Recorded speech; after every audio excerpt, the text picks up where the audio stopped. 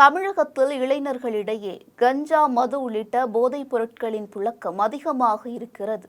இதில் யார் அதிகம் பாதிக்கப்படுகிறார்களோ இல்லையோ, இரவு நேரங்களில் ரோந்து பணிகளில் ஈடுபடும் போலீசார் மிகவும் பாதிப்படைகின்றனர்.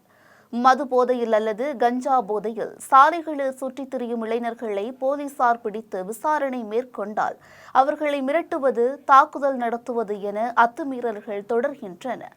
அதே நேரத்தில் போலீசாரின் பாதுகாப்பும் இதுபோன்ற நிகழ்வுகளால் கேள்விக்குறியாகியுள்ளது.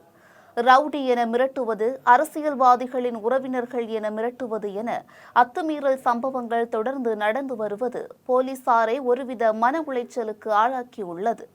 அந்த வகையில் கோவையில் ரோந்து பணியில் ஈடுபட்டிருந்த போது குடிபோதையில் வந்த இளைஞரை தடுத்த போலீசாரை மிரட்டிய வீடியோ சமூக வலைதளங்களில் வேகமாக பரவி வருகிறது.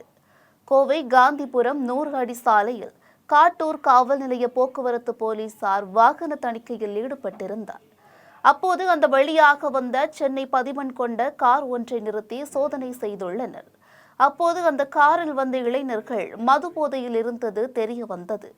இதையடுத்து காவல்துறையினர் அவர்களை விசாரித்த போது உடனடியாக அதில் இருந்த இளைஞர் ஒருவர் காவல்துறையினரிடம் தகாத முறையில் பேசியுள்ளார். மேலும் தனது செல்போனை எடுத்து முக்கிய பிரமுகர் ஒருவருக்கு அழைப்பதாக கூறவே உடனடியாக போலீசார் அந்த நபரிடமிருந்து செல்போனை பிடுங்கியுள்ளனர். இதையடுத்து அந்த நபர் காவல்துறையினரிடம் கடுமையான வாக்குவாதத்தில் ஈடுபட்டதுடன் தான் எம்பி கனிமொழியின் உதவியாளரின் தம்பி எனவும், நீங்கள் யார், உங்கள் பெயர் என்ன எனவும் கேட்டு போலீசாரிடம் தகராறில் ஈடுபட்டார்.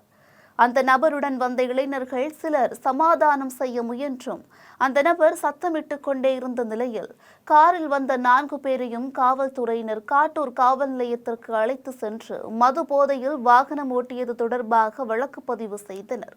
இதனிடையே எம்பி கனிமொழி PAவின் தம்பி என்று கூறி மது போதையில் போலீசாருடன் இளைஞர் வாக்குவாதம் செய்த வீடியோ சமூக ஊடகங்களில் வேகமாக பரவியிருந்தது.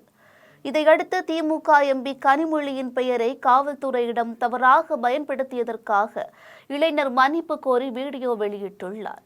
வணக்கம், என் பெயர் கிரண்.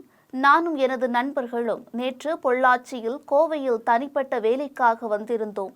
எங்கள் வேலையை முடித்துவிட்டு கோவையிலிருந்து பொள்ளாச்சிக்கு போகும்போது நான் மது போதையில் இருந்தேன். அப்போது போலீஸ் வாகன சோதனை செய்து கொண்டிருந்தனர். அவர்கள் தடுத்து நிறுத்திய போது போலீசாரிடம் தவறான வார்த்தைகளை பேசிவிட்டேன். அதற்காக மன்னிப்பு கேட்டுக்கொள்கிறேன். அதேபோல் திமுக எம்பி கனிமொழி அவர்களின் பெயரை பொதுவெளியில் பயன்படுத்தியது தவறுதான். அவருடைய PA யார் என்று எனக்கு தெரியாது. எனக்கும் அவருக்கும் எந்த சம்பந்தமும் இல்லை. தெரிந்தவரிடம் கொடுத்துதான் இப்படி பேச சொன்னேன். அதற்கும் மன்னிப்பு கேட்கிறேன். பொதுவெளியில் இப்படி அநாகரிகமாக நடந்து கொண்டதற்கும் மன்னிப்பு கேட்டுக்கொள்கிறேன் என்று அந்த இளைஞர் மன்னிப்பு கேட்டுள்ளார். வணக்கம், என் பேர் கிரண். நேற்று நானும் என் ஃப்ரெண்ட்ஸும் பொள்ளாச்சிலேருந்து கோயம்புத்தூர் ஒரு சின்ன பர்சனல் ஒர்க்காக போயிருந்தோம். முடிச்சுட்டு கோயம்புத்தூர்லேருந்து பொள்ளாச்சி போகும்போது கோயம்புத்தூர் 100 feet ரோட்டில் போலீஸ் செக்கிங் இருந்தது. அப்போ இருந்துட்டு நான் கொஞ்சம் ட்ரங்க் மோடில் இருந்ததுனால போலீஸ்கிட்ட தப்பான வார்த்தைகள் பேசிட்டேன். அது சாரி. அது மட்டும் இல்லாமல் பப்ளிக் பிளேஸில் இந்த மாதிரி கனிமொழி MP மேம் அவங்க நேமை யூஸ் பண்ணது தப்பு தான். அவங்க PA யாருன்னு எனக்கு தெரியாது. எனக்கும் அவங்களுக்கும் எந்த ஒரு சம்மந்தமும் இல்லை. ஃப்ரெண்டு கிட்ட தெரிஞ்ச ஒருத்தர் ஃபோன் பண்ணி கொடுத்து தான் இந்த மாதிரி பேச சொன்னேன். அதுக்கும் சாரி. பப்ளிக் பிளேஸில் இந்த மாதிரி மிஸ்பிஹேவ் பண்ணதுக்கு சாரி.